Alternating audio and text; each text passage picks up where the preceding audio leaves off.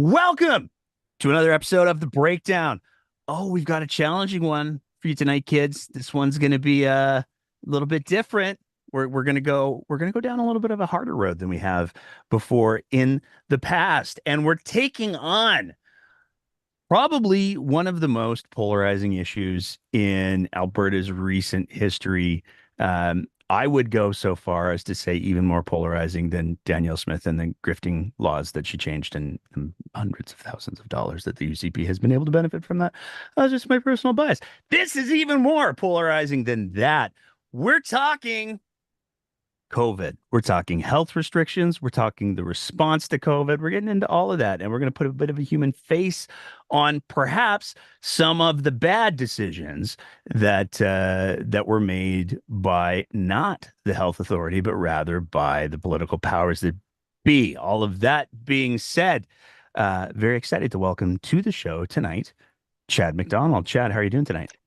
I'm great, and I really appreciate you having me on. And hello to all your viewers, and hope you guys can keep an open mind and know that there's a need for balance. And despite the polarizing topic, there's a need for balance between the empathy we have for people who lost their businesses and lost everything, and all the other damages that may or may not have been unintended, right? That resulted from the mandates.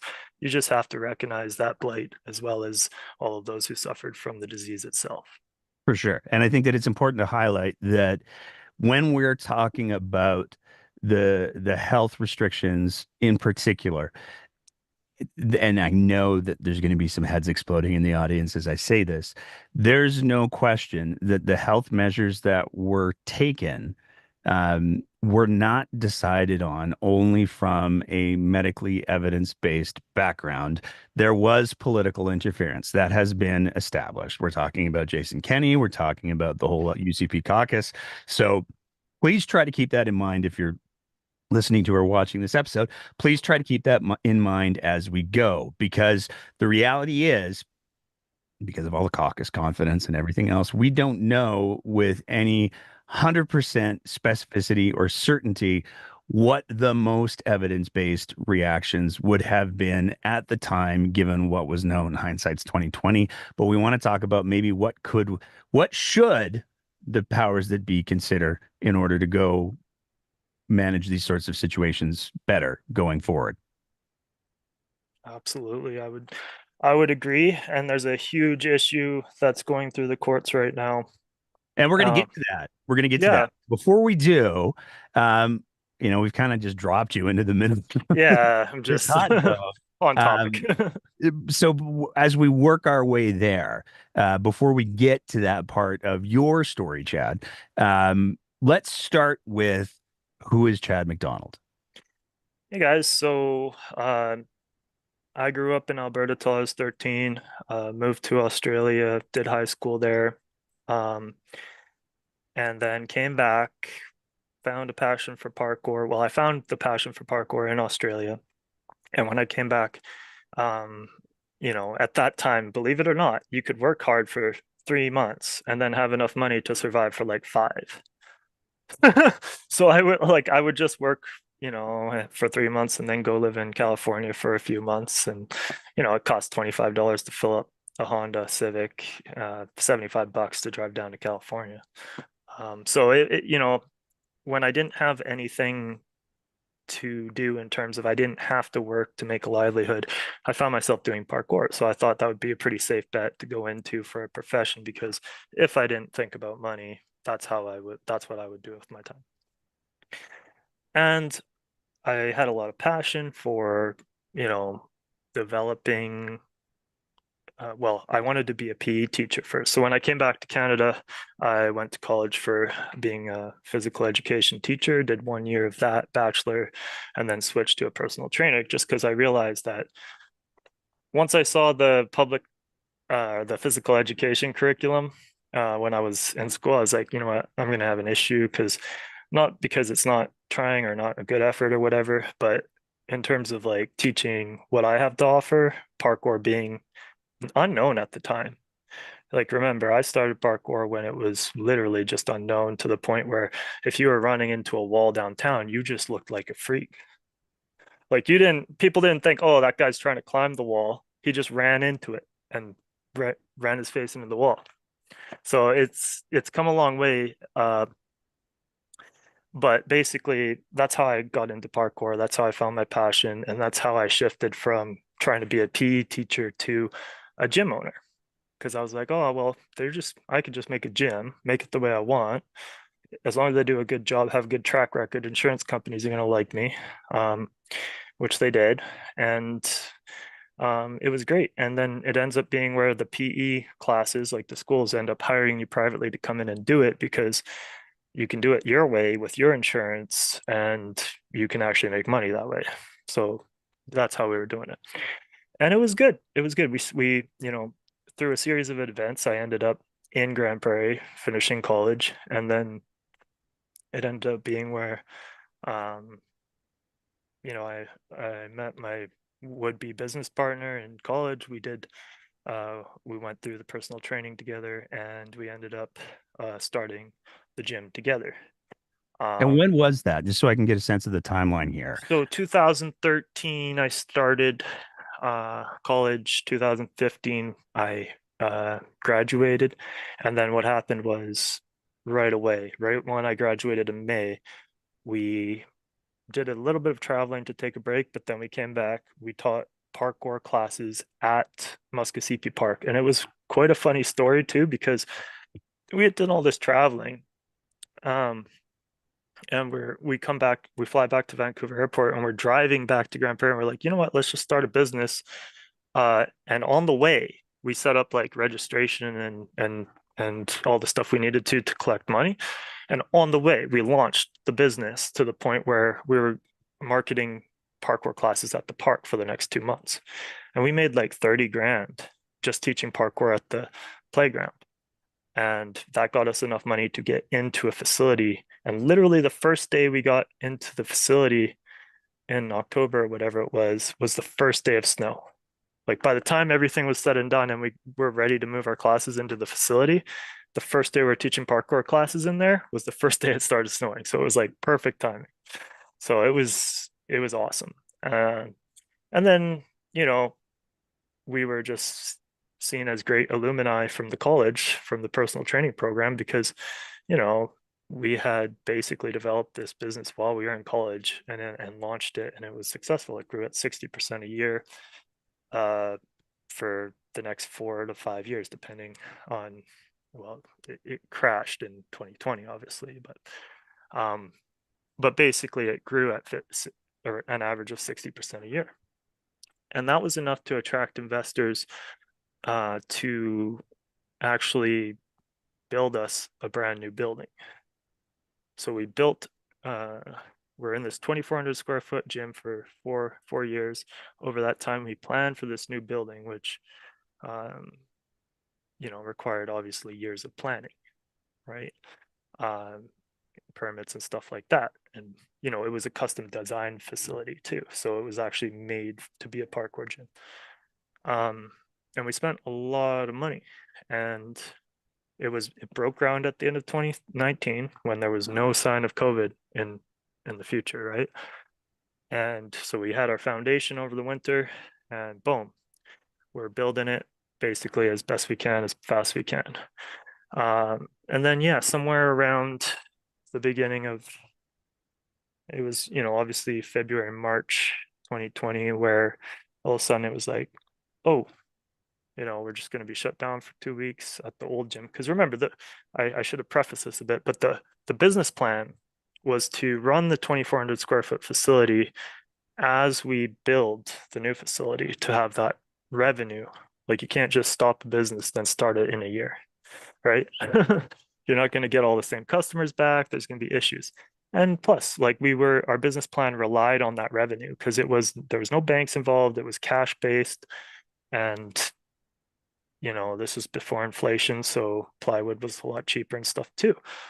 But basically, the point is that we ended up being shut down at the 2,400 square foot gym or the old gym where we had planned to be able to generate revenue. Okay, fine, right? We were very respectful of the public health emergency. In fact, I've been to Japan 3 times, and when the mask mandates first came out, I was like, why is everyone complaining? Like in Japan, like if they're sick, it's a courtesy. Actually, they'll to go on the bus to if you're going on the bus to wear a mask, and it was like that for me, right? Like I was like, oh, what's the big deal at first? And you're not going to lose a huge amount of customer or client base after 2 weeks of shutdown because, they have the vested interest of the credits they've paid for to come back and use them when you open up too. But it didn't turn out that way. And it ended up being where basically the way I term it, and I want to get into the as we get into the legalities of the situation, guys. I'm not a lawyer. I was kind of forced into representing myself. So don't nothing I say is legal advice. It's just literally my experience. And if I say something, it's a position of mine that I posit in court. So I stand behind it in my claims, or otherwise it's something that I can cite or reference or whatever, or something that's just happened, like in court, right? So yeah, so anyways, after that first 2 weeks, it was kind of like, and then we eventually go, okay, because I'm not gonna try to remember what dates the orders changed and stuff, but we all know that there was, 111, 113, something like that, illegally issued orders, and they changed a lot. And there were days where they changed multiple times a day. And so you know, let's just assume that was all scientifically justified. Even then, it was just like impossible to create some kind of stable business plan because you were just week to week, month to month, changing your business plan. Oh, we're going to offer classes this week. No, I guess, it's 4 p.m. A new order's come out. Oh, no, we're not. Right.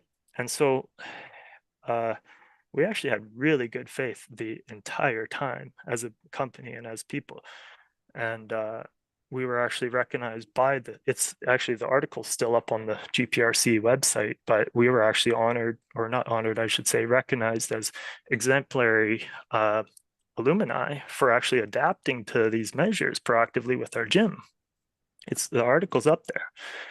And what ended up happening was we would open and close the old gym so many times it eventually got to the point where it's like, you know what, guys, we're moving into the new building at the end of the year. Let's just shut it down, take it apart, do whatever we can for online, which was pitiful.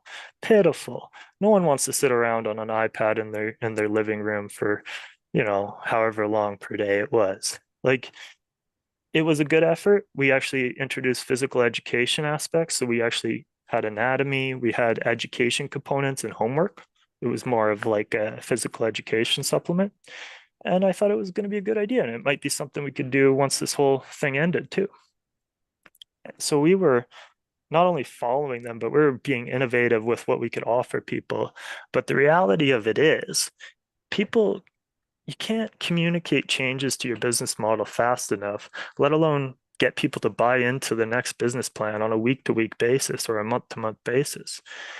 So, in terms of our business model and the way that our gym had traditionally run, which was everybody would sign up for 3 months at a time ahead of time, that was unfeasible because you didn't know what was going to happen. No one's going to invest in the next week. It literally got to the point where even doing single cohort groups, by the end of the year, it's just like, okay, well, we're just going to do single cohort groups.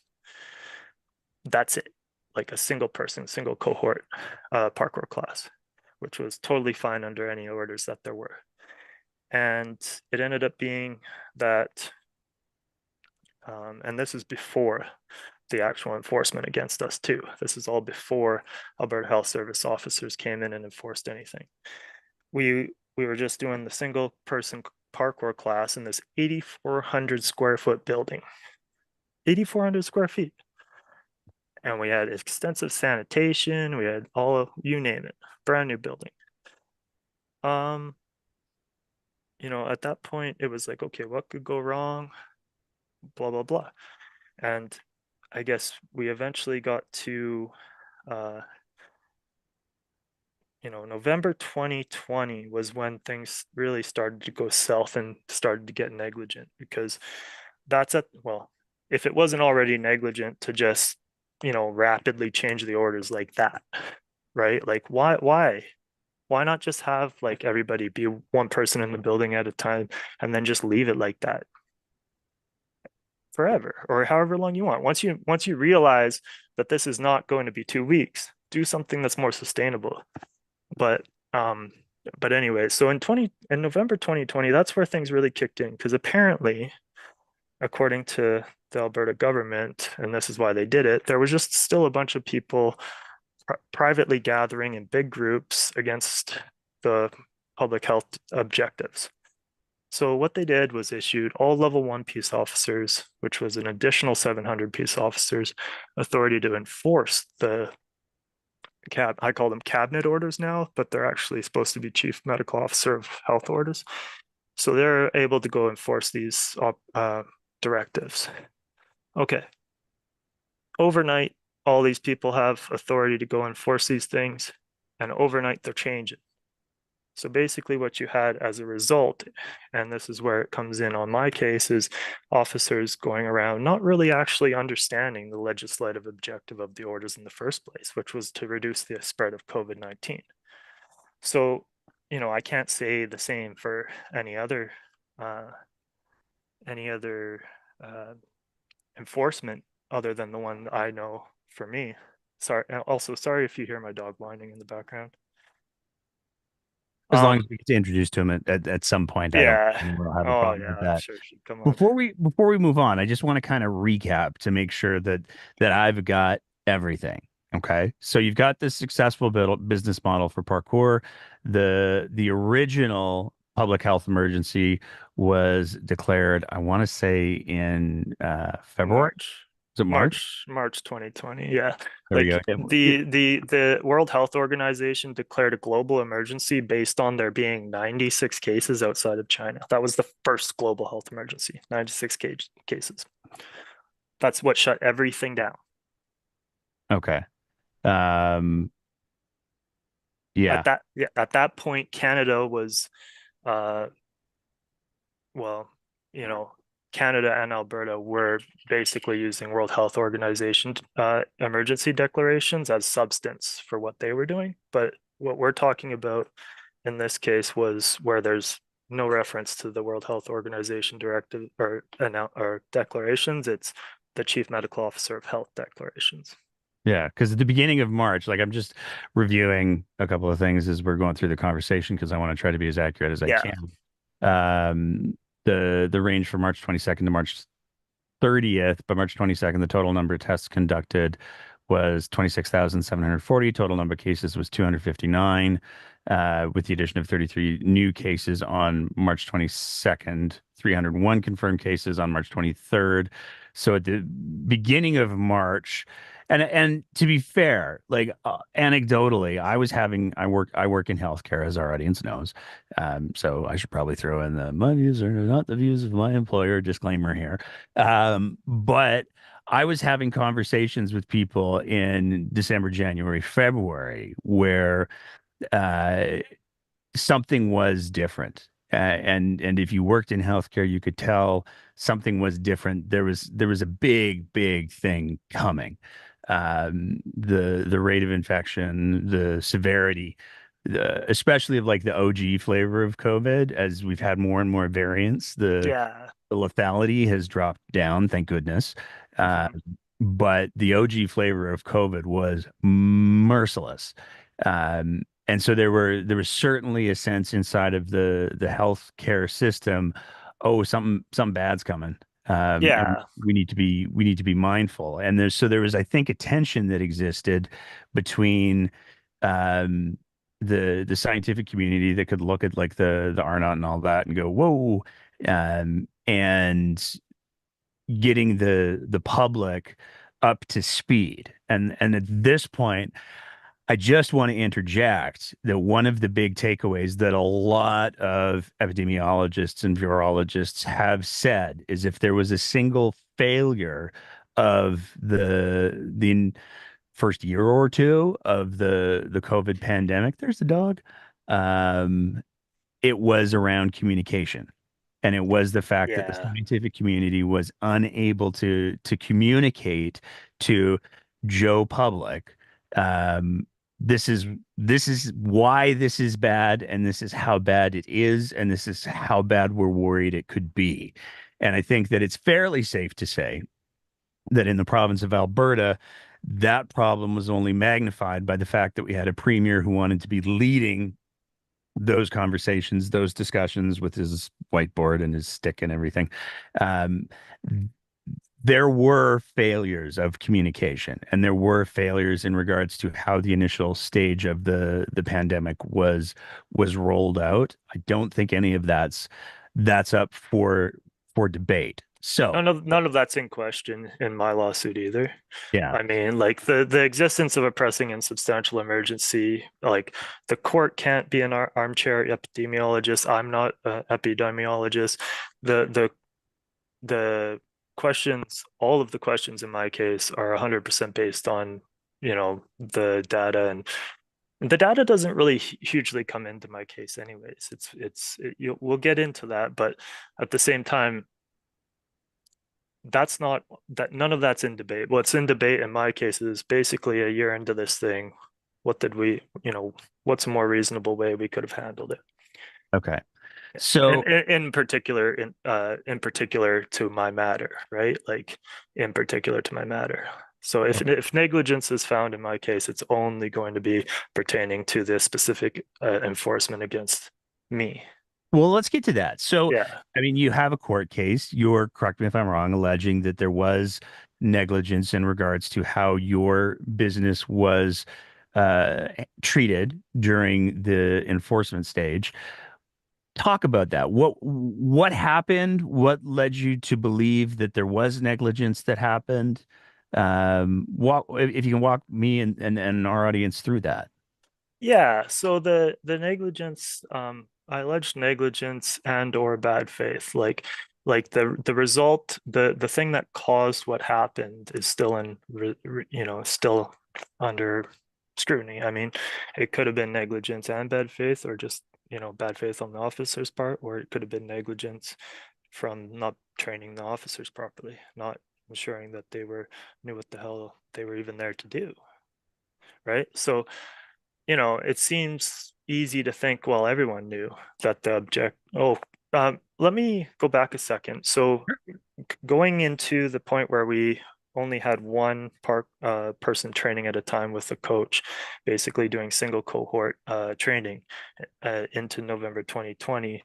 Another, like in correlation with that expansion of authority to officers, came another order that said gyms had to be closed to the public, and that um, a bunch of other businesses. We're only talking about as it pertains to gyms here.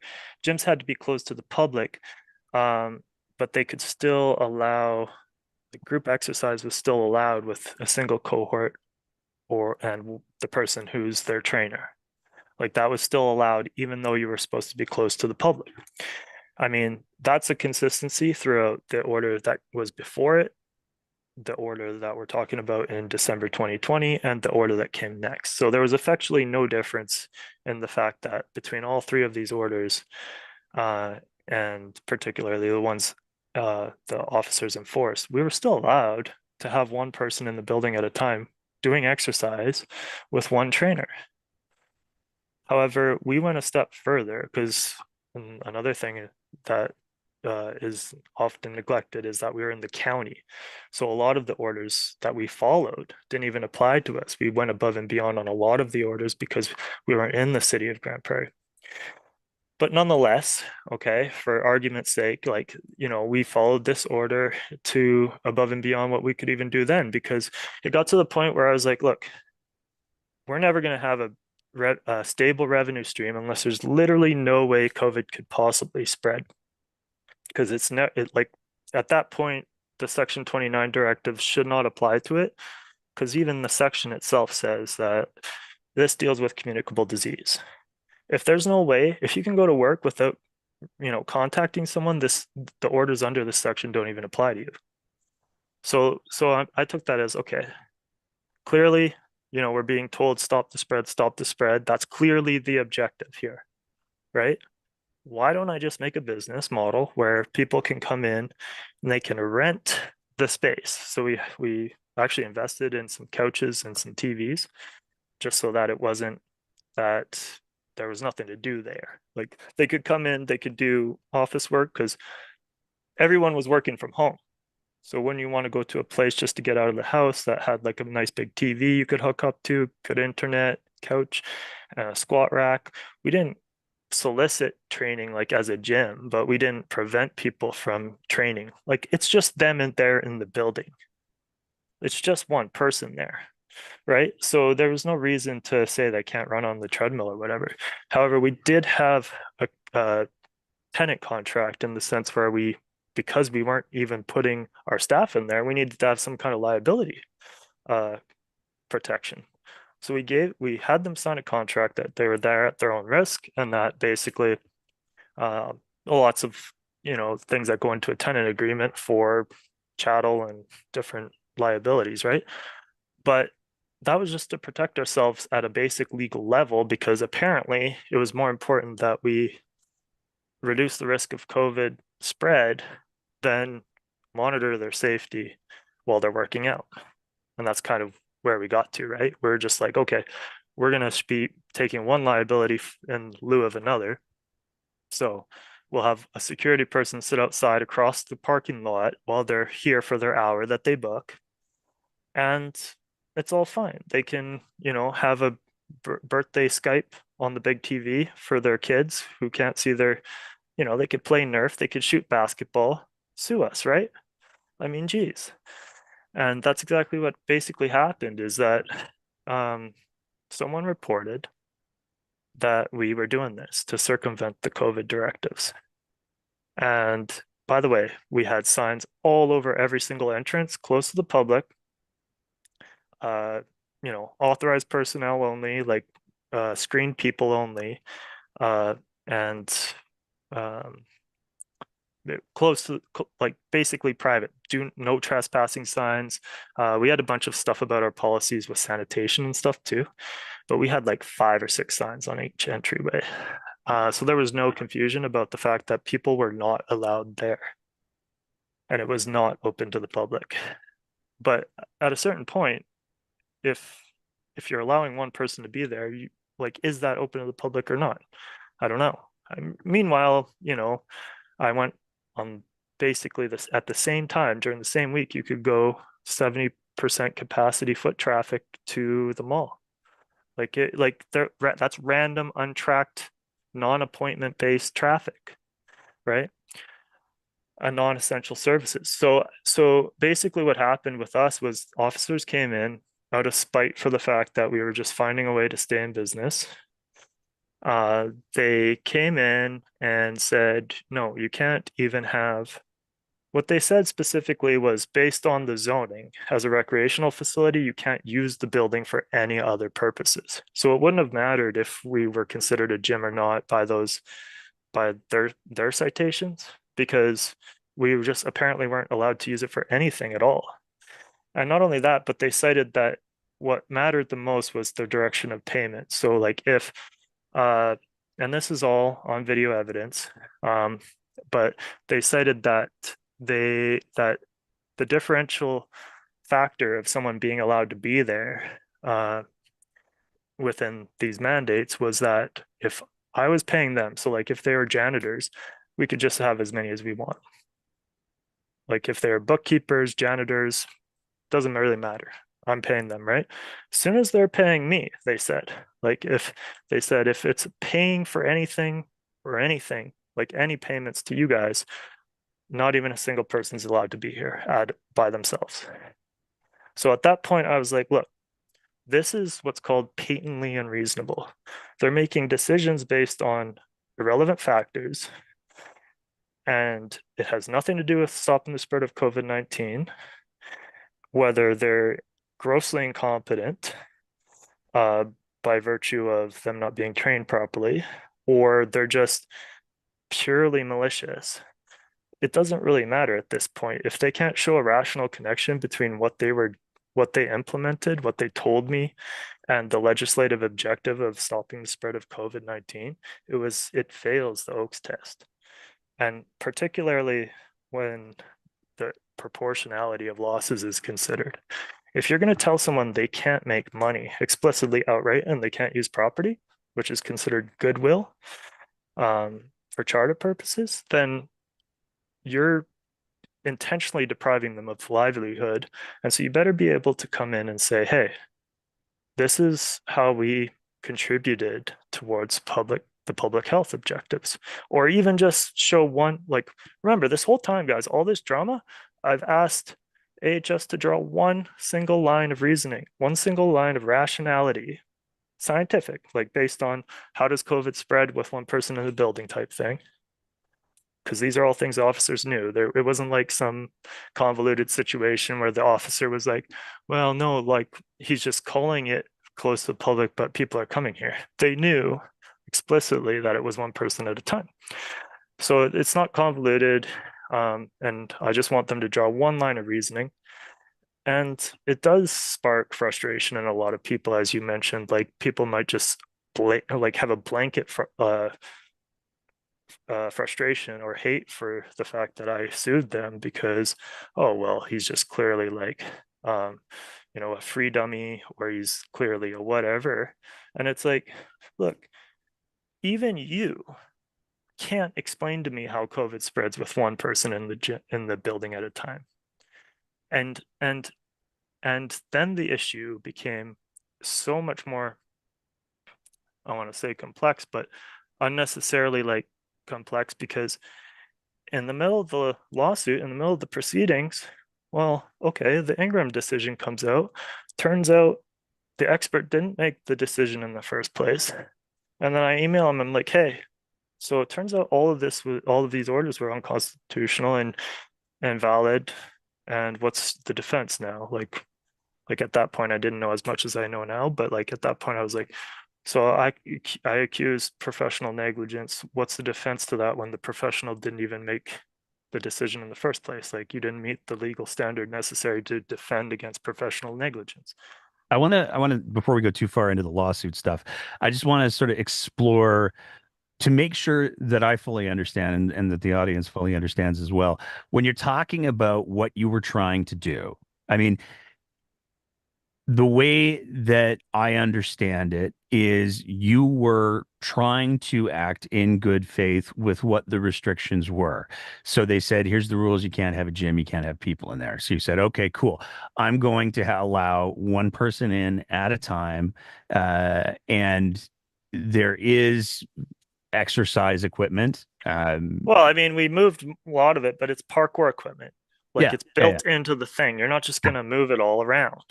However, we left one treadmill there for him, a squat rack, and we accepted the liability of, what happens without us because at the end of the day, if that's what the government wants, is not there to be no supervisor, there to be no one in there to ensure their safety, that's what they get.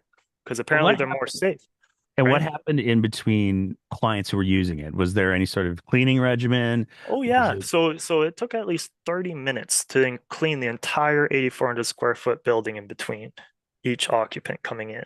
So there was definite, and they knew this, the officers knew this.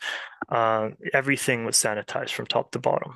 And we even had like a weed killer gun that we would spray. We figured out a way to use a spray gun to actually make the whole sanitation process faster. However, we had to adapt a little bit because funny enough, you actually make things a little bit more dangerous by doing that because you make everything slippery. So you had to be careful about sanitizing everything in the gym. You had to make sure it was dry by the time the person came in. So it okay? was it was fine. We had it. We had mask. I mean, if the person wanted to wear a mask while they're in there by themselves, we had that. I mean, but kids were coming into the gym with hands just burnt from how much they were getting sanitized by their parents and people at school. And we were just like, look, people would ask us when they'd come in, like, what do we do? Do we wear a mask and stuff? I'm like, look, I'm not your parent. Okay. So at the end of the day, if you don't want to come here and do anything, just don't. And I just got to like this totally apathetic place with it. Now, to be clear, when we're talking about people coming into the gym, not the gym, sorry, the facility, I'll say I'm gonna have to disabuse myself of that vernacular for obvious reasons. Well, But just for the one just for the measured time, like as of December 14th and on, we weren't a gym. We were actually privately contracting the people who were formerly coaches to be janitors. Like that's all legit. We weren't just like, we'll just call this something else and then let it be a gym.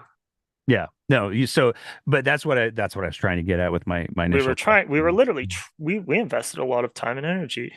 And if there's any doubt, if this isn't already ridiculous enough, if there's any doubt, let's just put it into proportion perspective of what everyone else was doing at this time, at the same exact time, and what the officers could have been doing to actually contribute to their goals.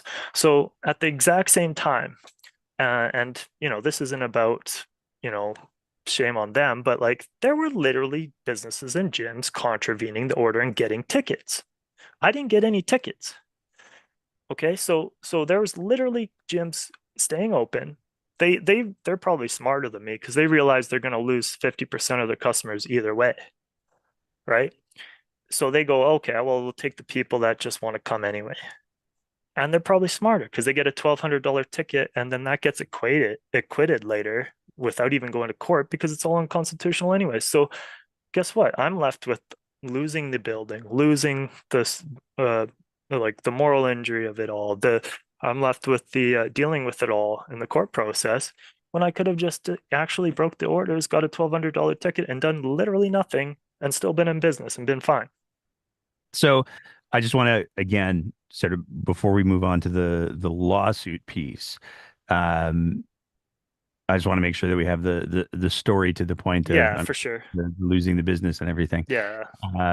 So you had gone through the COVID restrictions and you were not trying to flout the restrictions. And I think that's a really important highlight because if you know if you came on the show and you were like, the restrictions were dumb, fuck them, then I would be like, Yeah. the interview. No, we were very But respectful. We should have been treated like a role model business. The officers should have came in there. They should have been, hey, these people got one person at a time in the building, and they are saying, if you can let us make, the 3 grand or whatever we were able to make from that above what we would have without their actions, we would have been fine. COVID's not going to spread in that situation. No one's coming there, even if they're sick, especially if they're sick. So at the time, like it was still very serious about it.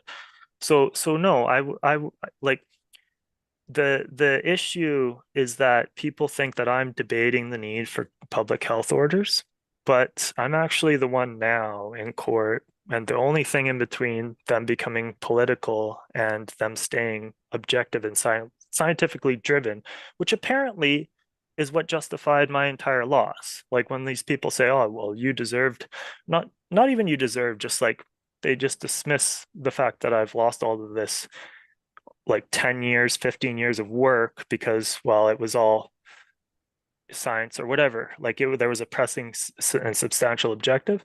Well, sorry, you need rationality, proportionality, minimally impairing. You need all of these things in a specific instance. So I will say, like, the gathering restrictions, those were like basically justified at a prima facie level because, well, of course. I mean, it's communicable disease. Of course, you're going to be able to restrict people's freedom of assembly. I mean, that's stupid to argue otherwise. But how do you argue that you're restricting someone from entering a building by themselves based on financial uh, factors, right? okay. So, um, what happened with the enforcement piece? So you're running one person in the building, and the peace officers show up and they say what and what happened next? They came in. So they came against the no trespassing, do not enter signs, right? And let's just say, okay, whatever, right? But at the end of the day, they assumed it was open to the public for the purposes of the inspection. So one of the things in my lawsuits is I'm alleging that they didn't actually go to the court, the situation assessed, and actually get the proper warrant to come in. Because, if you're going to tell gyms to be closed to the public and privately demised, then you have to allow them to do that. So if you're just going to come walk in against the no trespassing signs under the assumption it's open to the public for an inspection, which subsequently finds that it's open to the public, that's a circular argument. And basically, at that point, the trespassing thing is not a huge issue to my case. It's just a point, and it might be a finding, but it's not going to make or break it. It's just saying that, hey, look, how was I supposed to close to the public then? If no matter what I did, I was just open to the public based on the zoning. So they came in anyways against all those signs, against the policies. And I think I even have the company's lawyer's number up there saying, if you have any questions, call, because I wasn't going to talk. Right. I'm a gym owner. I'm not going to deal with this. And it's being overseen. This whole thing's being overseen by lawyers, by the way, to make sure it's in compliance with the orders. So this isn't just me going, oh, I'll make this up. But basically that happened. They came in and then they just started questioning the janitors and asking for me. And they said, no, he's not going to come here. Number one, because you guys just entered the facility and put us at the risk of spreading COVID, like 3 people. Number two, uh, where we have a policy where people are working here cleaning and we're not having more than one or 2 people at the time. Like, we could have 2 janitors, like they said, cleaning, that's fine, but we aren't just all getting together to do business. And yeah, I wasn't interested in talking to them I said I knew that they could just go talk to the lawyer if they had any questions. No big deal. And you had, like, again, to be clear, I just want to highlight this. You had consulted with lawyers who had approved this oh plan. yeah, And this was overseen by lawyers. okay, and you also had legal representation at that time if Yep, there were any for the concerns, company. Yep, and you had identified who that legal representation yep, was. on the door. Okay. So that's, again, I think that's a really important piece to include in the conversation and the Yeah. story, because it's you are utilizing you were utilizing the framework at the time that should exist for this kind of process. What else can a person do at that point? Look, genuinely, aside from just going out of business for literally no reason and just like forfeiting the entire building, what can a person do? No one can come up with an answer for that, even the ones who think this is all justified. So I'm going, okay, so I'm literally just being told to basically forfeit the building because of what? Did we increase the spread of COVID? What did we do, right? What happened? So yeah, that's the crux of the issue, is them being able to draw a rational line of reasoning. Uh, and then all the other questions of law come after that, right? Because once you have, as I argue in my position, once you have this lack of rationality, whether it was arbitrary or malicious, you either have negligence or you have bad faith. So, um, so at that point, the tort liability shouldn't be in question as much. It's just more a matter of what's the cause, and is the Crown contributing to the issue from how they issued the COVID orders, expanded authority to those officers, and then just said, go enforce these.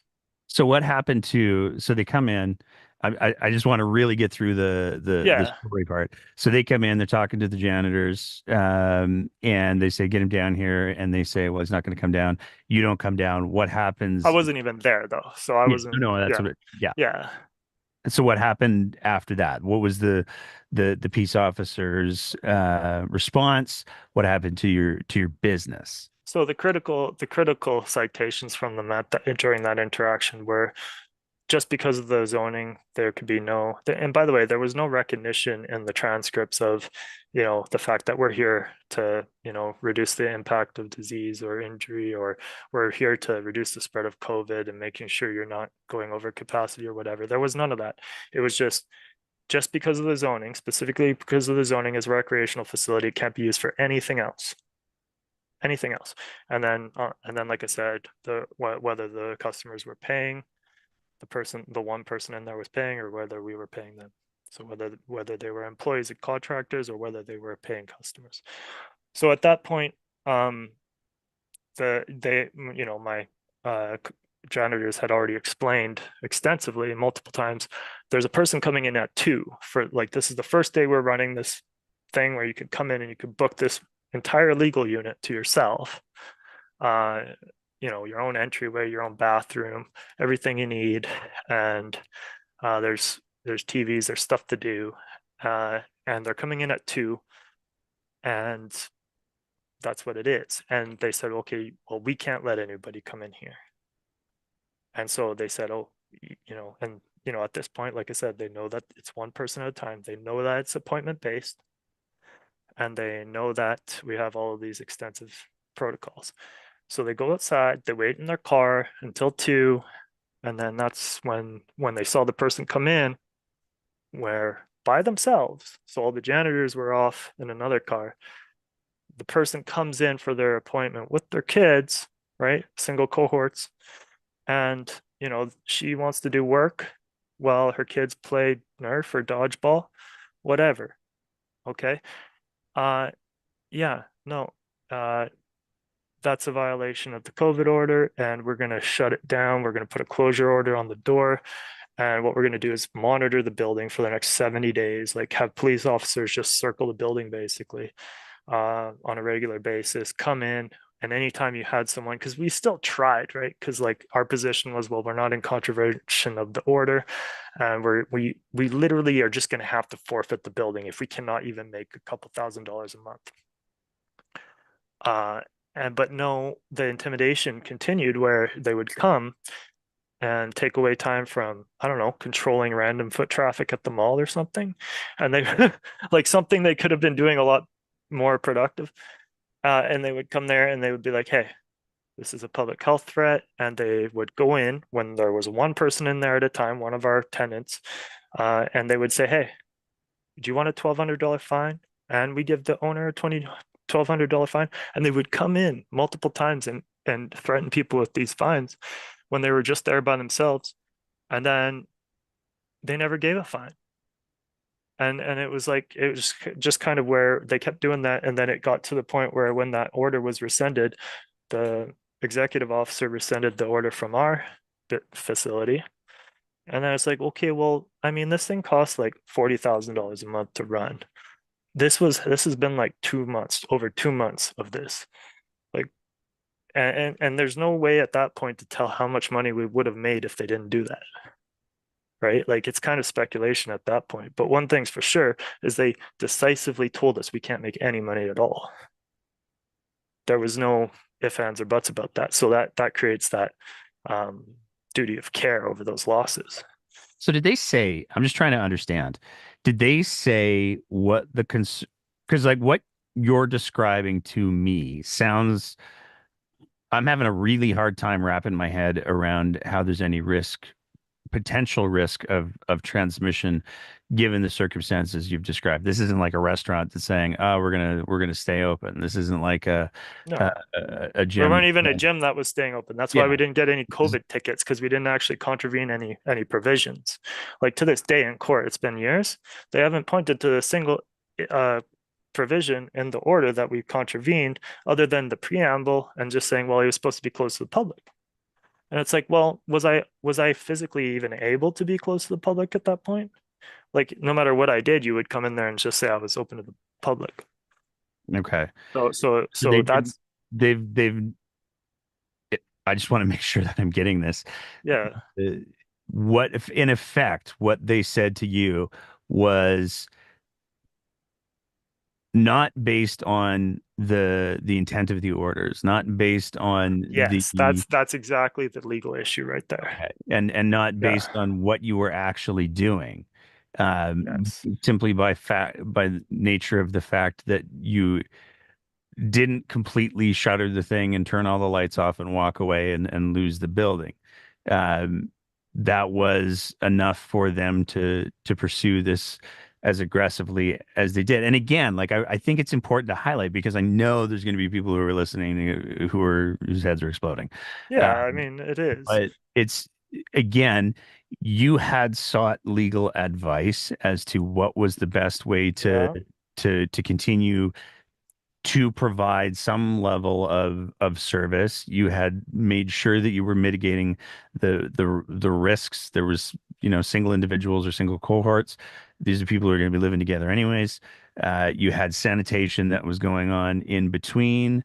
I mean, it to me, what it sounds like is It was appointment based too, which is an important point because remember, they sat there waiting for the appointment. So there's no argument that they didn't understand it was appointment based. Why would you sit there until 2 then? And so when the lawyers came in and they said, well, he was supposed to be doing appointment only, I'm like, is no one looking at the facts of the issue?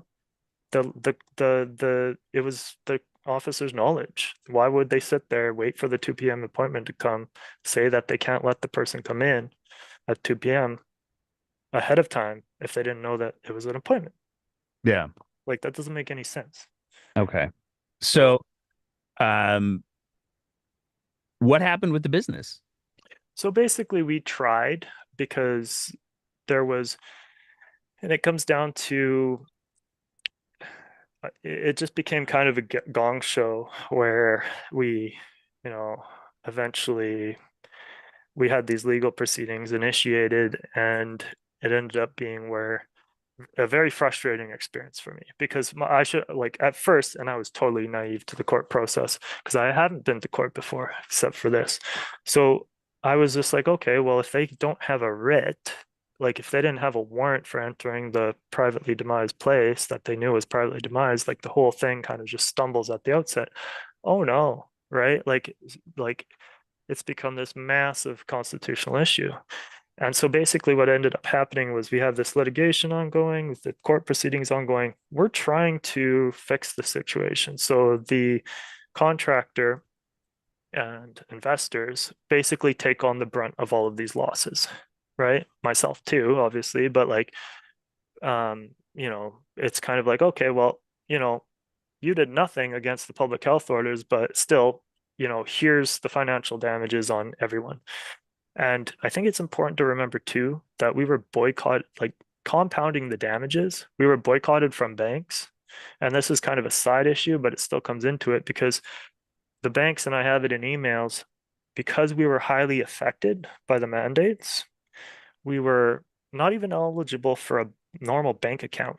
We're not talking credit products. We're not talking anything with any risk evaluation.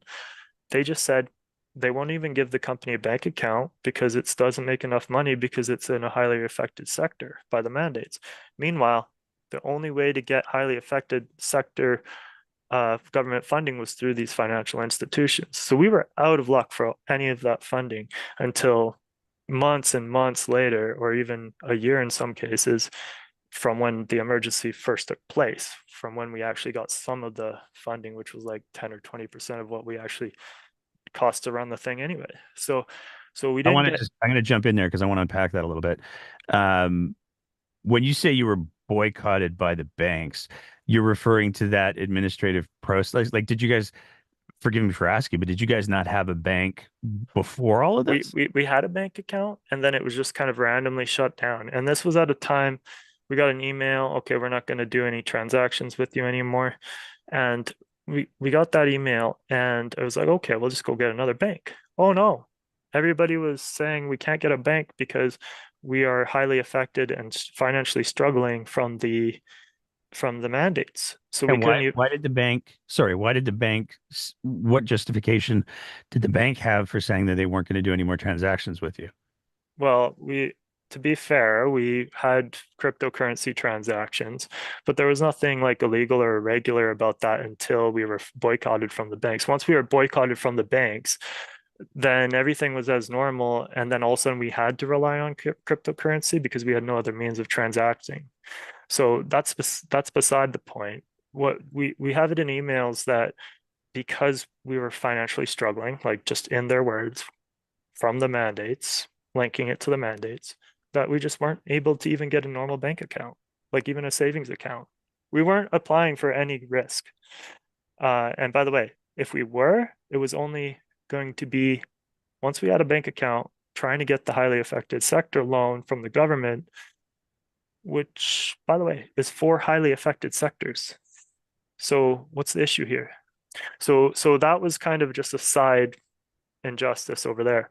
But it compounded all the losses and it ended up being where, okay, well, we're just not able to transact. We're not able to make money, not able to do anything.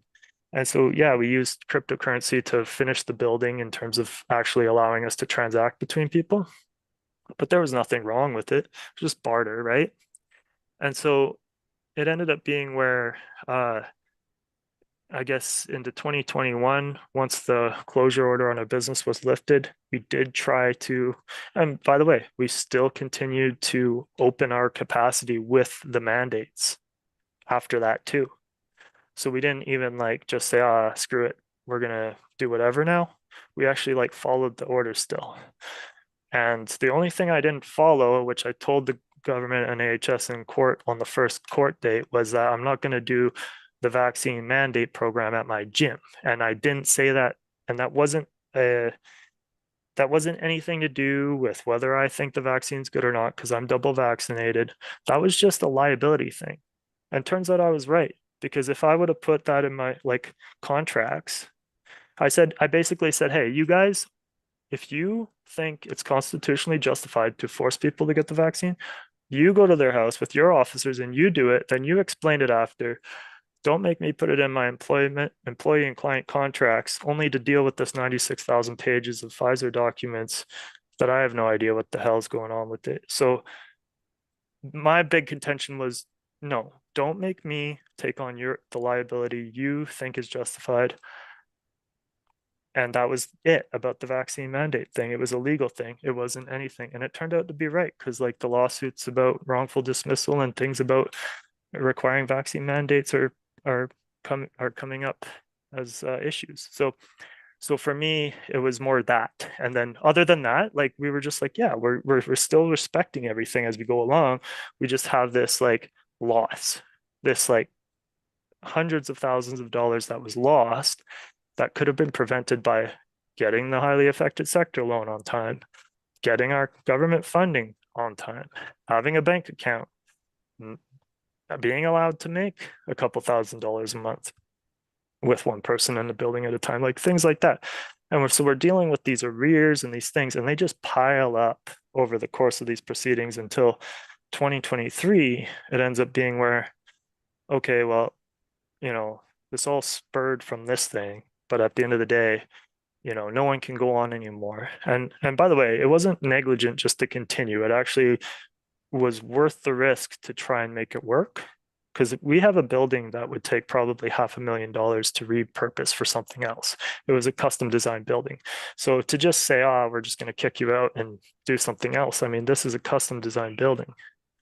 We had a we had a lease purchase agreement that was breached. So everyone lost not just the rent, but the equity of the building, lost opportunity, you name it.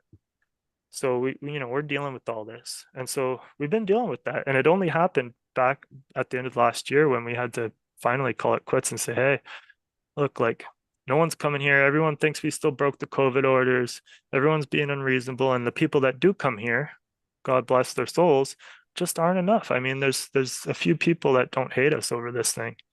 And and at the end of the day, we are a preventative health measure, and we should have been looked at a lot differently in response, especially when considering that by the time you know that these things are going to be going on for some time, you got to look at preventative health a bit more seriously. You can't just be like, no, no one gets to exercise.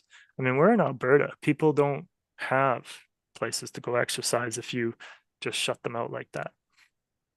I want to talk about the decision, excuse me, uh, the decision to, and I want to make sure I'm understanding it correctly. Your business made the decision to not follow the implementation of the vaccine passports. Is that correct? Yeah, and I stood by it. Like I told them it in court in case they had an issue with it. Never came up again, and it was dropped really quick. Okay. Um, Now there's a couple things that I want to sort of explore with that, if that's okay. Oh yeah, totally. Um, so, I mean, I think it's important to highlight that from what you've described, the treatment that you had received up until that point was not great, to say the Egregious. and there's a couple of places where I can kind of go, Oh, that's not great. The crypto piece. That I mean, I could do a You can whole. nitpick ways that you could try to make an And argument why it's all my fault, and but that's that's not not what I even in want to. question in court. Yeah, Like the court and the government and AHS do not even dispute that it was their fault. yeah. So That's that's undisputed. that's what I Yeah. wanted to sort of point out is that yes, there were some things that um, had you dealt with them differently, you may not have run into some of the same hurdles that you came into, but it eventually all comes back to the fact that uh, your efforts to try to follow the restrictions and the mandates at the time were deemed by your argument unfairly to be insufficient and they shut you down anyways. Um, Yeah. Yeah. I okay. mean, yeah. Yeah, at the end of the day, I mean, the whole situation, there's a lot of nuances and, obviously people can go in and they can pick apart, well, you could have done this. It's like, well, I was under duress. The And reason this the is the reason the question reason that I I wanted was to. using, you got to remember there's a 2 hour line to get into the bank because they were making everybody sit outside in 40-degree weather instead of coming in minus 40-degree weather and saying, oh no, you're going to get a cold if you come inside. And so I wasn't going to go to the bank and talk to them about this. If they're going to close down my accounts, I was going to try and do online stuff and do emails and stuff like that. And so I was under duress in the sense, and the way I put it in the lawsuit is constitutional duress in the sense where, yeah, you could say, oh, well, you were using crypto. Well, why was I using crypto? Because I didn't have a bank account. Yeah. And that's where I wanted to ask a question of you. Um, do you think, I mean, and again, I'm not trying to nitpick in any Yeah, way, yeah, not for the sure. intent. But do you think that some of the decisions that you made were a result of the duress? I Oh mean, yeah, looking at like the you had if you to would, eat. No one was deferring, like there was rent deferrals, there was different things, but no one was ultimately deferring entire rent. Everyone was still on the hook for their bills. None of this act of God came into contracts, private contracts, uh, and everyone was on the hook for everything, if that's what you're asking. So like you had to do something to eat, yeah. And right? Like, I think the other point that I'm trying to maybe get at is had you been treated differently from the get-go, had there been recognition of you had sought legal advice, you had put together a business model that followed the intent of the health orders as well as the written rule of the health orders, had there been recognition of that, things may not have spiraled in the way that you're describing. Like, do you think that's a fair statement? yeah, like the whole but for in negligence, right? The but for test is basically would it have happened without the actions? And yes, absolutely, because I had a business model where I only effectively needed to make, a small percentage of what I normally made. Everyone made sacrifices, but at the end of the day, we could maintain the equity that I'm claiming against the government without their actions because they let me have nothing. And, sure, we, had a couple dollars trickle in from the people that were willing to come for that last month or whatever. But as the officers would come and intimidate them, I would just get messages like, this is too much. I'm like, call the lawyer and get them to all talk to each other, like blah, blah, blah. No, this is just too stressful. And then it just got to the point where, like, at the end of the day, every time I was, even when it was considered okay to come back or whatever, well, you still had the situation where people were just done. Like didn't want to figure out whether they could come or not. They just wanted to avoid it. So in every Facebook post, I had to now explain why it was legal to come here, not just promoting your gym or whatever. You're explaining that it's okay to come here now, and it just everyone was just so mentally fatigued on it. So in response to that, it wouldn't have happened without their actions to the extent it did, but at the same time it also uh I guess I could say it's speculation to say what we would have made without their actions as well. So it comes down to it wouldn't have happened, and then the other issue comes in down the road in the court proceedings where the Ingram decisions kind of issued, right? And as we all know, there was a response to that by the government to just change the Public Health Act, Hmm. right? So, okay, so I'm just sitting there, I'm going, okay, this is good. I mean, that kind of defeats statutory immunity. That was their main basis for applying to strike my claim in the first place, and that doesn't apply. And then I emailed them, I say, hey, so how do you explain your position now that this doesn't apply and this happened with the Ingram decision?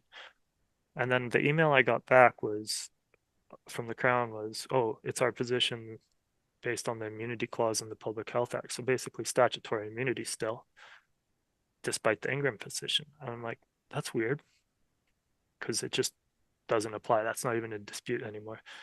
What is it? Oh, turns out November comes along. I get that email in October. I'm like, what the hell's going on? November comes along. Justice Minister comes out. Hey, we're changing the Public Health Act. And I'm like, oh, now it makes a lot more sense. So now you're going to retroactively align your authority to have proper authority so that it does apply. So luckily, I had that email that said that the Crown, despite the Ingram decision, was going to argue statutory immunity, which shows that they were planning to use the new law. So I go in and I file a judicial review. I sent a letter to the Justice Minister first. I said, hey, I got some concerns here. We're in the middle of a lawsuit, and the Public Health Act has changed like 3 times since this thing happened. This one concerns me because part of my position for negligence was in the duty of care analysis, when you have to decide whether a decision can be held liable for negligence for Crown decisions, whether it's an operational directive based on objective scientific rationale or technical standards, or whether it's a political decision based on social and economic factors like policy considerations, policy uh, implementations.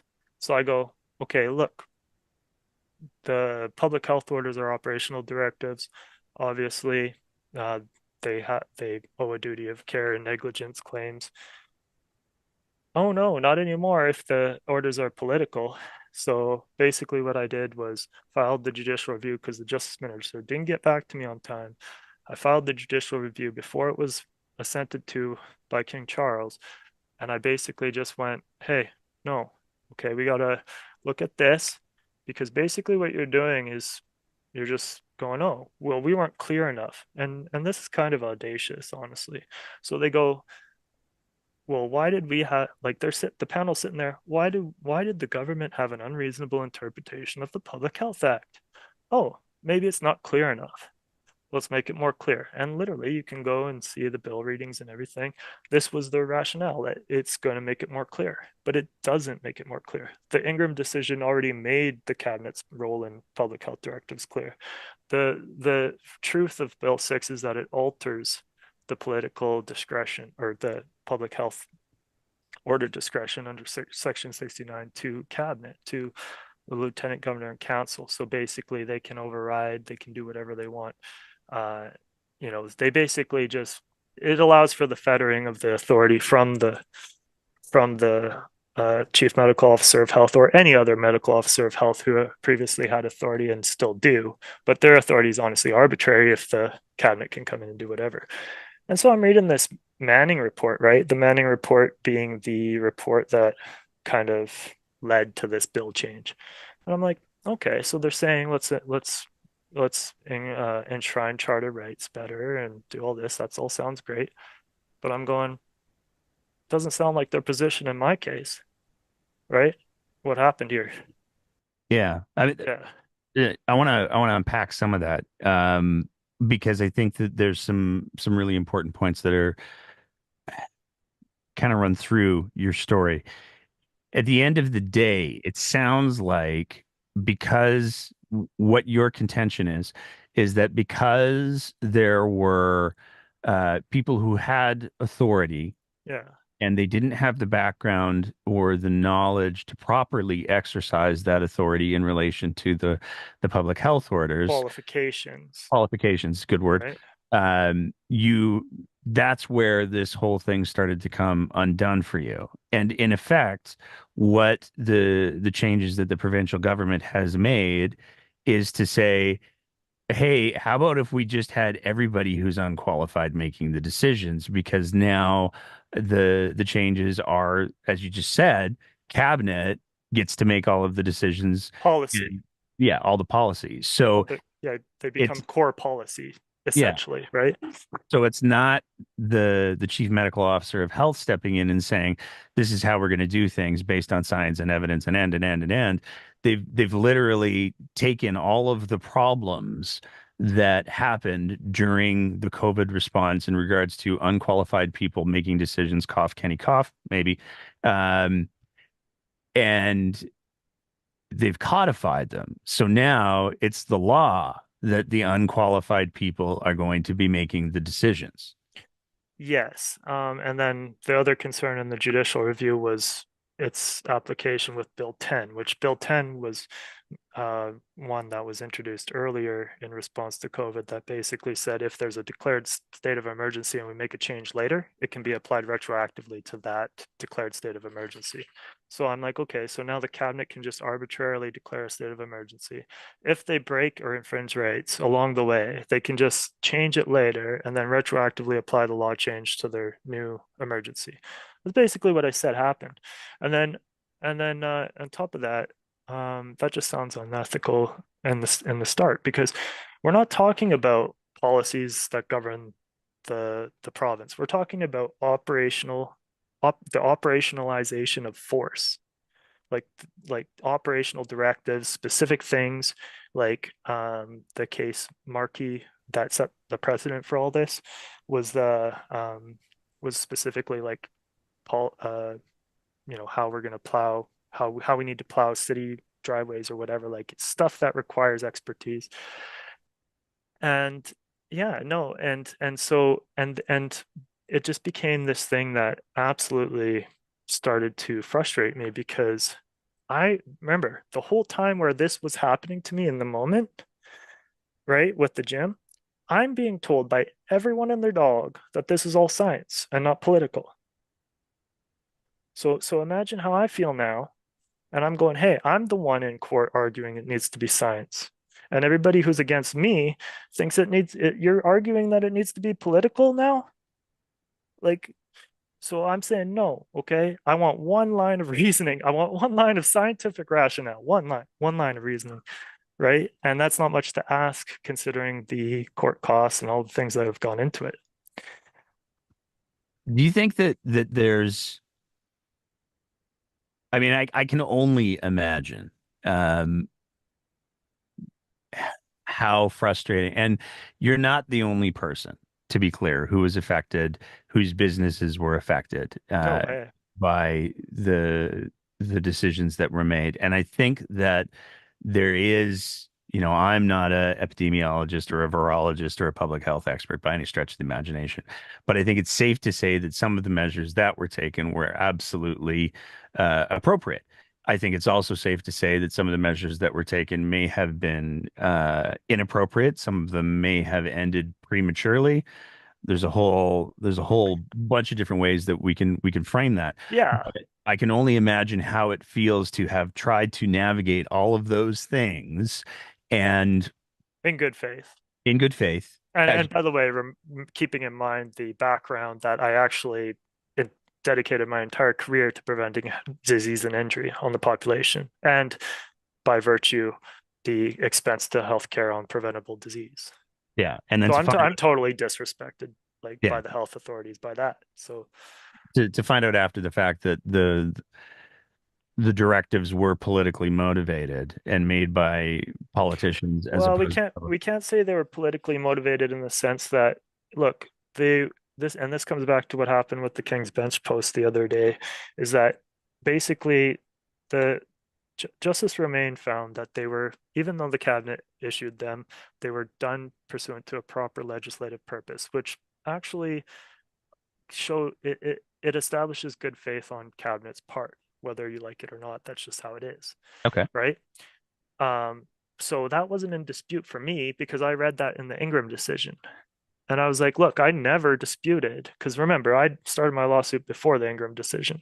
Yeah. So I didn't know that it was going to be also ultra vires that section, but that just kind of made a bunch of position fall apart on their part. But basically, I said, hey, um, at the end of the day, uh, you know, at the end of the day, I didn't know that that was going to be a verdict, but it doesn't really matter because my contention was that it would be especially egregious for a qualified person to violate common practice in terms of, because remember, they're still the health authorities are still obligated to provide reasonable access to health services. So part of my thing is that, okay, so we have a preventative health service here, and we still have yet to determine, like the court has yet to rule on that issue of, if there's any relevance to fitness facilities in that definition. But basically, it's one way or another, reasonable access was definitely stopped in my facility, reasonable access, even in the context of a public health emergency. So for me, I never in the lawsuit, and this is where the King's Bench tweet got it wrong, with all respect to the court, but like they, I did not say that the intent behind issuing the orders and trying to control the spread of COVID was bad faith. I said the actions by the officer show no proper rationale to their objectives, so we can impute bad faith because improper motives, whether it's if it's not what it's supposed to be, is considered bad faith in lots of cases. And then I said, uh, the after the Ingram decision, I did start to say, hey, it is bad faith that they issued the orders this way, but you didn't have Kenny come out and say, hey, I'm the one making these orders. You had them still knowing that it wasn't Dina Hinshaw, put Dina Hinshaw in front of you and say, these are my orders. Mhm. That was disingenuous and purposefully disingenuous because that in itself shows that they didn't believe they had the authority to do that. Yeah. So that's all I said. I didn't say that trying to reduce the spread of COVID, like the court said, was bad faith. That's not what I said. Okay. And just to be clear, and I know we talked about this in the pre-interview. Um, you're not a convoy person. You weren't at Coots. This is I not your wasn't. like hobby. No, I was legitimately, while all of this stuff was going on and everyone was acting like a baby about it. And I say that with respect to the people, like people who are concerned about freedom. I have no disrespect for that in of itself when it comes to the protests and stuff like that. I am not a person who's going to say call you a free dummy. I'm not a person who's going to say you are wrong for caring about your freedom. Because as we know now, yes, we need to scrutinize this stuff because a lot of things happen that were legitimate concern. But at the same time, my solution was to continue to try to run my business or to try and do something to create money in a way that I wouldn't have to forfeit what I worked for 10 years. I didn't go drive to Ottawa. I didn't go drive nowhere. I didn't even have gas money. I sat in my gym and I had no one there. And I was doing parkour. I was training myself. I was like, look, I'm just going to train then. And if no one likes it, I'm going to start a video game company where everyone can just sit at home and go online if that's what they want. That'll be fine. But I'm not going to go out of business. I was creating solutions and then I was taking the proper prescribed route in a democratic society to bring these infringement claims in the court. So I was doing everything as if it's a prescribed route. And I get the lack of trust in the justice system. I get where it comes from. But every time I've had a judgment against me or something like that, or something's gone wrong, I've learned, okay, the court is respecting my rights. They just need to do it this way. This is why it is this way. And some people just don't accept that. And my problem with it now is that, okay, this thing has split into a couple different actions for different issues. And my only thing is, I don't have any problem with that, but it's not my fault. Everyone could have dealt with this a lot sooner. They know what's going on. They're playing, like in terms of the uh, government and AHS, they're intentionally convoluting things to not have to answer the Oaks test. I've constantly said since day one, you could just answer the Oakes test. You could just have the Oakes test assessment, and we could deal with a lot of these allegations without even going into it. And so just that's the one issue for me, right? If there's position is going to be, well, we have this pressing and substantial objective, but it doesn't matter how rational or proportional our actions are in pursuant of those objectives, well, then you're just undermining all of the jurisprudence in Canadian constitutional law at that point. Go ahead. I'll argue on that. If that's how it's going to be, I want it in writing from the court. We don't need any rationality anymore. We don't need any science. We don't need any proportionality. We don't need to be minimally pairing. And as long as someone somewhere along the line says something's wrong and we need to do something, every officer action taken in compliance in pursuit of that objective is just automatically justified no matter what they do, how much damage they cause. Fine. Like that, like it's not a big question, right? Like it's not a lot to be asking considering everything. What could they have done differently with you? I think It that's probably the totally. the biggest question that I find myself asking. Like, how could, with the benefit of hindsight, and that would be, it's easy to say with the benefit of hindsight, but I Yeah. kind of go, if we don't use hindsight to learn from things, then what are we even doing here? And with the benefit of hindsight, how could those initial days where you had the legal advice, you had the lawyers as the contact people, you had this evolution of your business plan to try to uh, continue to make ends meet. How could the peace officers, the authorities, how could they have dealt with you differently? Yeah, and I'll start by answering that without hindsight because that's imperative to the lawsuit. Like we're not talking about in hindsight, we're talking about what they knew at the time. They could have come in, they could have said, "Hey, okay, he's got appointments, he's got one person in here at a time, he's got all this going on. Let's just leave him alone." Yeah, Okay. sure, we had this complaint come in that said he was breaking the COVID order, but that doesn't in of itself substantiate anything. After inspecting, after understanding all the facts of the situation, they could have just walked away, gone to the mall, started, gone to Ardene's or not to call out any, but any retail place that was just like I went in there, I was like, man, you guys, they're having 60 to 70% capacity, random foot traffic. No one knows what the hell's going on. They're just shopping like normal. And I'm sitting over there. I can't have one person in that building over there on the same exact day. So they could have just gone to the mall, set up their little things that tell people where to go, and just directed foot traffic. Like if they genuinely cared and understood their objectives. Um, and that's for the officers. If it comes to what the authorities could have done, and this is even beyond being justified for, well, they didn't know. Well, we're not talking about the specifics of the virus. We're talking about what they knew about communicable disease. They knew that this is how it probably spreads, and one person in the building at a time, there's no way that any kind of communicable disease is going to spread too much, especially when you know that there's like at least a half an hour between people entering the building from Well, what, and there's the sanitization that's and happening. there's yeah. So they could have, if they understood anything about common practice relating to any of those issues, they could have just been like, okay, well, it's not going to spread. But in terms of the authorities that were supposed to train them, I'm not talking, okay, have a week seminar about how to enforce these orders. I'm talking give the officers a briefing that says, hey, remember, at the end of the day, we're trying to stop the spread of COVID here. If someone has one person in a building at a time, these orders do not apply to them. Or otherwise, just use common sense and figure out that it's not going to spread with one person in the building at a time. I really don't know how else to explain it to them to do it better. Like you open your eyes.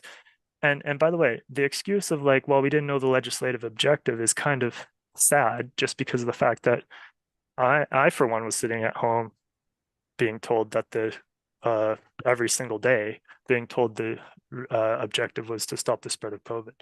Yeah. Why would a qualified official not understand that? Do you think that the polarization that's occurred around this whole issue has, I mean, here's the thing that I'll put my own opinion out there Sure, 'cause for sure. why the hell not? Uh,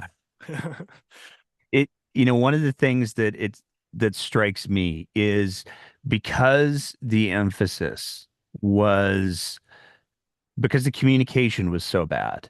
Um, and there's a lot of different people to blame for that, to be sure. And there's some reality of, well, there's only so much that we knew at the time. Yeah, I don't have yeah, a problem with that, but what we knew wasn't being communicated well. And it seems like rather than uh, effective education, because we had a premier who wanted to come out and still be the center of attention and not let the experts do the expert stuff, yeah, that caused a significant amount of skepticism and distrust that allowed the conspiracy theories to sort of explode. Um, and it seems to me, looking back, I mean, there's still lots of COVID going around. There's still people yeah, dying from COVID, but it's not at the same rates, which is good. Probably a lot of different reasons for that. Again, not an yeah, epidemiologist, so I'm not going to weigh in on that one. But um, it seems to me that instead of the province of Alberta looking back at everything that went on during COVID and going, okay, what worked, what didn't, what do we need to do better? The response was to borrow your turn of phrase, we're going to be a bunch of babies here and we're going to try to flip as much power as we can to the politicians, as opposed to recognizing that there's times when the experts need to do the expert things. Like yeah, I feel like if we had experts making the decisions in regards to what the things needed to be done, and then communicating those decisions effectively to the people who were supposed to be communicating them to the general public and yeah, enforcing them to the general public. And if we had expert communicators as opposed to politicians who were trying to drive the bus and the messaging around all the things, things might have gone differently. yeah, And to have it in a place where, I look back even just over the last year and the health minister's office, I should probably say it that way, uh, removed COVID from the recommendation, the word COVID from the vaccination campaigns. And that to me, again, is okay. So we have not communication experts making not expert medical decisions because politics. And that's what got us. It's the fixation with the authority and the politics that in many ways got us to where we are now. If we want to do things better, maybe we should extricate ourselves from that. And it seems to me like instead of extricating ourselves from the models that allowed you to go through what you went through unnecessarily, is your contention in court, yeah. we've doubled down on that model. Well, yeah, it's basically like I said, a direct response to my inquiry. Now, I'm not going to say the whole change in the public health law was because of my inquiry. It was obviously as officially stated because of the Ingram decision. However, I am I did like the timing was very peculiar in my lawsuit because I did ask a specific question that was specifically solved by the amendment for the Crown, right? And so they turned basically an operational directive into a core policy decision. And it's not that and people will say, oh, well, Dina, or not Dina Hinshaw, but the medical officer of health is still involved in the decisions by the cabinet because they provide advice. It doesn't matter. If you look at the case law, the a decision which considers or is majorly uh, made by, with economic or political factors is, the nature of the decision might have some leeway on which way it goes, depending on how much of each factor is considered. But at the end of the day, something that was supposed to be specifically and held by an expert opinion standard, like that was just the standard. Now, there was not a lot of other requirements to infringe. And we're talking about Section 29 allows infringements of specific individuals, groups, classes of people, classes of industry. Like we're talking about business just arbitrarily, oh, you're a gym, you're closed down, but you're good, you're over there. Like imagine the political interference that could take place with that. So we're not talking about like a small issue. And for them to be able to involve political factors, and here's their rich reasoning behind involving politics. Um, so aside from just claiming that things need to be done faster, which obviously increases the risk of negligence, like things were fast. Like the chief medical officers, and not even the chief medical officer, but the local medical officers of health, they had sufficient authority to deal with things fast. But they're saying no, it wasn't fast enough, and I'm saying it was too fast. Like it was rapidly changing. You had orders, the wording of orders changed, and then effectively nothing actually changed for me. So no wonder the officers were confused. So the thing is like with regards to them saying, oh, we need to bring political factors into here because we need to consider businesses more. I'm going, no one asked me what I thought of the orders back then. You didn't act as if you were involving politics at the time. You acted as if it was an expert. So no one asked me for my input. No one considered the economic viability of my business. No one considered those factors in the last public health directives. So don't tell me that all of a sudden, because like I said, there's an estoppel concern where their position with changing the law is completely flipped 180 from the position in my case where it's all expert driven. So the thing is like there's that, right? And yeah, I'm just saying, hey, at the end of the day, whether the cabinet ends up making the right decision or not is beside the point because now you're just not going to be able to pursue them for negligent harm. Because even in core policy decisions, when those are found to be negligently cause harm, the court just assumes the accountability is with the electorate, and then people don't like it, they're going to vote them out. That's why there's no tort liability.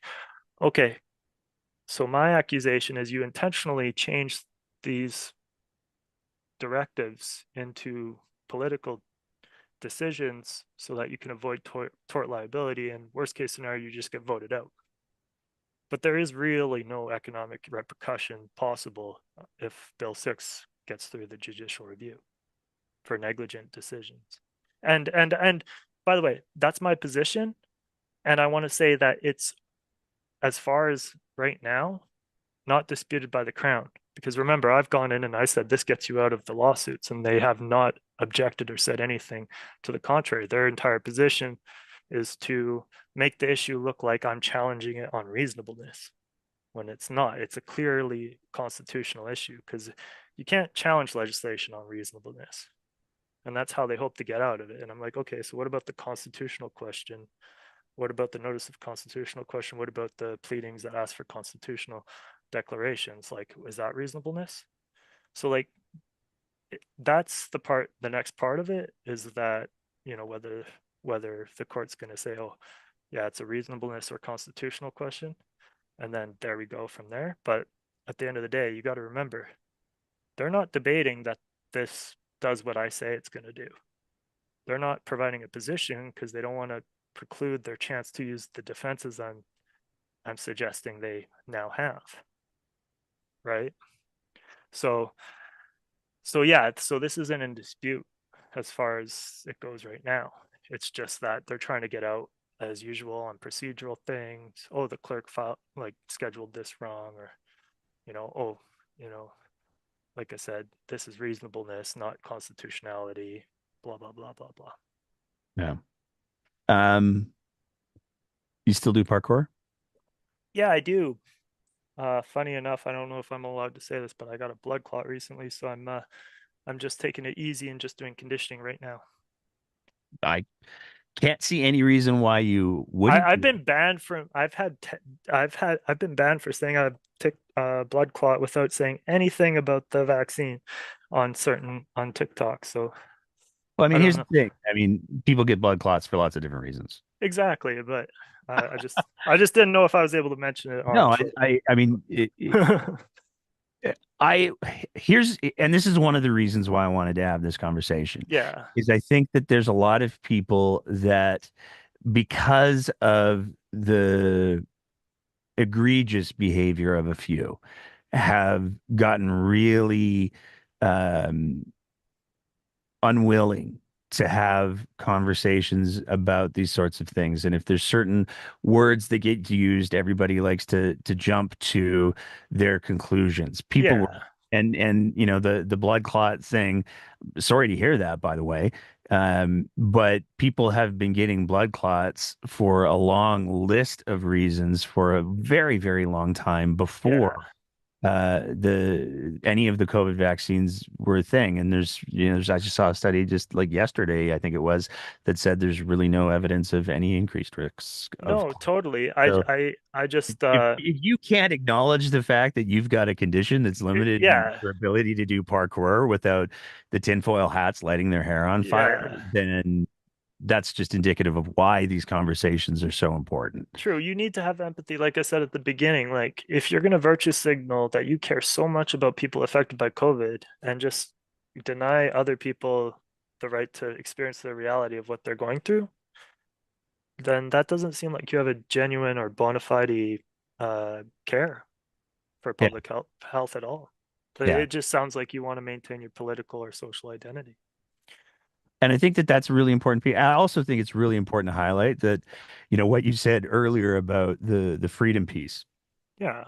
I think that there's a big difference between people who are advocating for preserving freedom, preserving charter rights, and because they believe in freedom and charter rights, and people who are grifting on those principles because they think they can build a personal brand on it.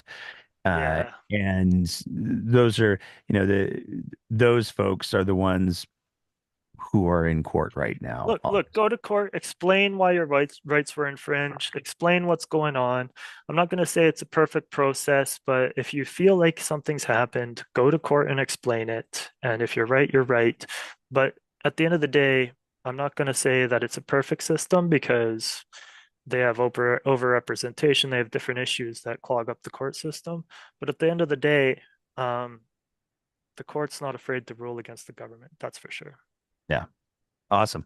Chad, I want to thank you so much for taking the time to chat today. Yeah, no, I appreciate it big time, and thanks for anyone who tuned in. I hope you don't hate me. I was really trying to follow the COVID orders, I'll tell you. Well, and that's the thing is like this is not a certain cafe that was just like we're gonna have rallies and all of the nonsense. This was not, No, and I I think that mean, that's we hosted an event when we were allowed. We got a lot of flack back for that, but at the same time, after months of not being able to have any money come in, we hosted an event. They were willing to pay us to use the space for an hour or two or whatever it was.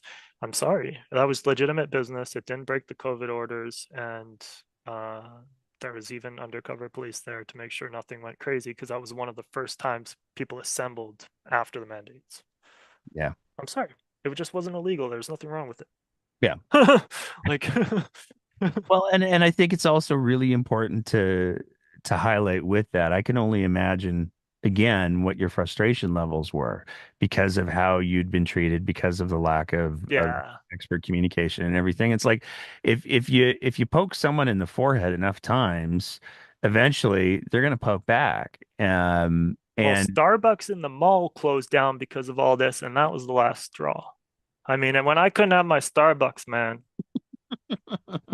I was like, look, Starbucks is the most resilient business I know, and when they've had enough, something's got to give here. thanks so much for taking Yeah. to Appreciate it, chat man. and have a human conversation about a very, very difficult and challenging issue. And please let us know what the courts decide when they do. Yeah, for sure. I'm gonna let you retweet my account if you want, but otherwise, thank you. Thank you Cool. again. All right. We'll Appreciate cut it. it. And that's it for another episode of The Breakdown. As always, if you appreciate the kind of content that we're trying to produce here, we would love nothing more than if you thought about signing up to be one of our Patreon sponsors at www.patreon.com/thebreakdownab, where for just the price of a fancy cup of coffee a month, you can help us continue to produce this kind of content. Whether you're listening to the audio version of the podcast, in which case maybe leave a review and a rating, or whether you're watching it on one of our streaming platforms. We want to say a big thank you to everybody who is part of the Breakdowns audience. And as always, take care of each other and keep the conversation going.